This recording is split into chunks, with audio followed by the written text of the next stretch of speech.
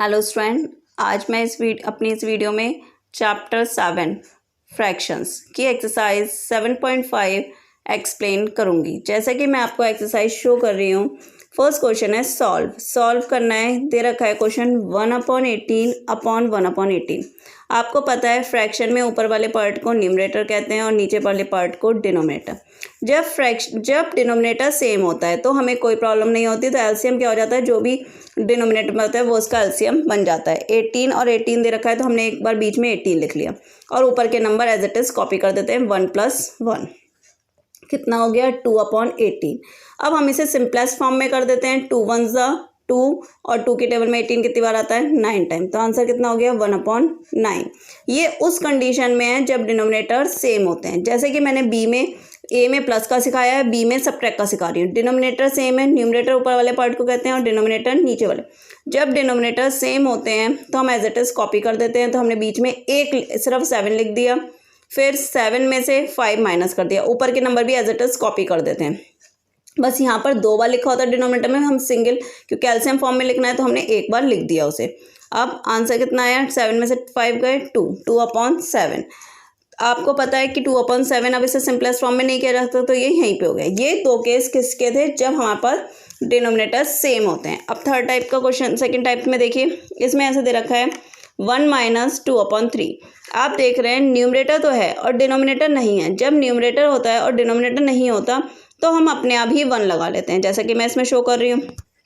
अब 1 और 3 का एलसीएम, जब ऐसा हो कि एक 1 हो और एक 3 हो तो जो भी बड़ा नंबर होता है वो इसका एलसीएम बन जाता है। 1 और 4 होता है तो 4 लिख लेते हैं। करने की ज़रूरत नहीं है, आप करोगे तब भी यही आएगा, इसलिए करने की नीड नहीं होती। जो ग्रेटर नंबर होता है वही हम लिख देते हैं। अब हम क्वेश्चन करेंगे 1 की टेबल में 3 कितनी बार आता है। आंसर मिला मुझे 3 टाइम्स। पहले तो मैंने डिवाइड करके पूछा, अब 3 की 1 से मल्टीप्लाई कर देंगे तो 3 1 ज़ा 3। 3 की टेबल में 3 कितने टाइम आता है, क्वेश्चन क्या है हमारा, 3 की टेबल में 3 कितनी बार आता है। आंसर मिला 1। जो आंसर 1 मिला 2 1 ज़ा 2। 3 में से 2 गए, कितना बचा 1/3। राइट। ये जब है जब न्यूमरेटर तो दे रखा और डिनोमिनेटर एक नंबर में नहीं दे रखा फ्रैक्शन फॉर्म में, तो हम इस टाइप से करते हैं। नेक्स्ट देखिए, इसमें क्या है, इसमें भी बिल्कुल सेम, डिनोमिनेटर सेम है तो हमें करना था वो तो आपको मेरे को अच्छे से समझ में आ गया। 8/15 और 3/15 डिनोमिनेटर सेम है तो हमने क्या करा, 15 एलसीएम ले लिया और ऊपर के number as it is copy कर दिया, तो 11/15। अब ये एक सिंपलेस्ट फॉर्म में नहीं हो सकता, किसी टेबल से नहीं कट रहे, तो आंसर यहीं पे ख़त्म हो गया। ये ही इसी चीज़ का यही मैंने डी पार्ट्स वही सेम, उसी जो मैंने ए ऊपर समझाया उसी के नेक्स्ट पार्ट हैं वही। 15 दे रखा है, यहाँ पर 15 दे रखा है, दोनों सेम है। और सबट्रैक्ट का केस है, जब डिनोमिनेटर सेम है तो बस डिनोमिनेटर वही हो जाएगा। 12 में से 7 गए 5, तो 5/15। अब 5 और 15 किसी टेबल में आते हैं, हाँ किसकी टेबल में आते हैं, 5 की टेबल में। 5 1 ज़ा 5 और 5 3 ज़ा 15, तो आंसर कितना हो गया 1/3। नेक्स्ट में बिल्कुल वही केस कि हमारे पास न्यूमरेटर तो था, डिनोमिनेटर नहीं था, तो मैंने अपने आप क्या लिख लिया, 1 लिख लिया। जब 1 लिख लिया, 1 और 5 का एलसीएम अभी मैंने आपको पहले ही बताया, तो 5 हो गया। ये मैंने ऊपर डिफरेंट दिखाए और फिर उसी का एक बार रिपीटेशन कर दिया आपको नीचे को उसी क्वेश्चन से, जिससे कि आपको प्रॉब्लम नहीं हो।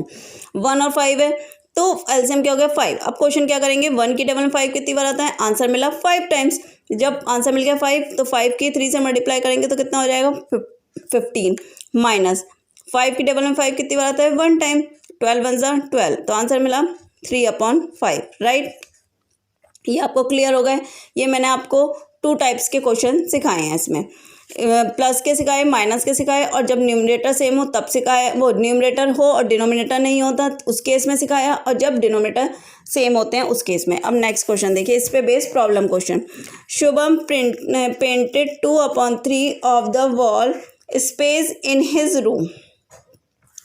शुभम जो है अपनी वॉल, जो उसकी मतलब दीवार है उसमें 2/3 क्या करता है, वॉल को स्पेस है इन इस रूम में, उसकी वॉल पे 2/3 पेंटेड जो पार्ट है।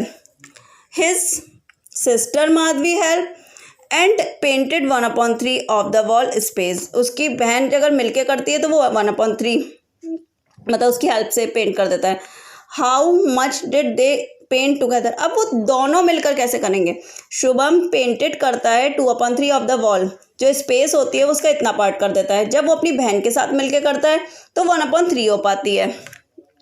How much did they paint together, उन दोनों ने मिलके कितना पेंट किया ये आपको बताना है। ये उसका अकेले का पार्ट था, ये दोनों मिलके कर रहे थे। His sister Madhavi help and painted, उसकी जब बहन करती है, तो मैं गलत बोल गई क्वेश्चन में, थोड़ा सा मिस्टेक कर दिया। शुभम जब करता है तो वो तो करता है 2/3, और जब उसकी बहन माधवी करती है वो 1/3 कर देती है उसी वॉल का। तो दोनों ने मिलकर उस वॉल को कितना पेंट किया? शुभम ने तो करा 2/3, माधवी ने किया 1/3, तो दोनों ने मिलकर जो स्पेस है वो कितना पेंट कर दिया, क्वेश्चन ये पूछा है। तो wall painted by Shubham 2/3, wall painted by Madhavi 1/3, total paint कितना पेंट हुआ, टोटल कितना हुआ 2/3 प्लस 1/3। एलसीएम सेम हो जाएगा, वो एलसीएम वही हो जाएगा जो डिनोमिनेटर में, क्योंकि सेम है डिनोमिनेटर, है ना, तो 3 हो जाएगा, और ऊपर के number as it is copy हो जाएंगे। 2 + 1 3, तो 3/3, 3 के टेबल में 3 कितनी बार आता है? 1 टाइम, तो आंसर हो गया 1। तो इन्होंने क्या लिखा? दे पेंटेड कंप्लीट वॉल। जब 1 आ गया यानी कि उन दोनों ने मिलकर उसे पूरा पेंट कर दिया था। क्लियर है ना? पहले मैं थोड़ा सा गलत, मतलब रीड करने में मिस्टेक होने की वजह से समझ में आ गया ना। शुभम ने तो करा 2/3 किसी वॉल का हिस्सा, उसी वॉल का, और माधवी ने इतना, तो दोनों ने मिलकर उस पूरी वॉल को कितना पेंटेड किया ये पूछा था। तो दोनों ने मिलकर, हमारा आंसर आया मिलकर पूरी ही दीवार पेंट कर दी। Okay student, thank you students.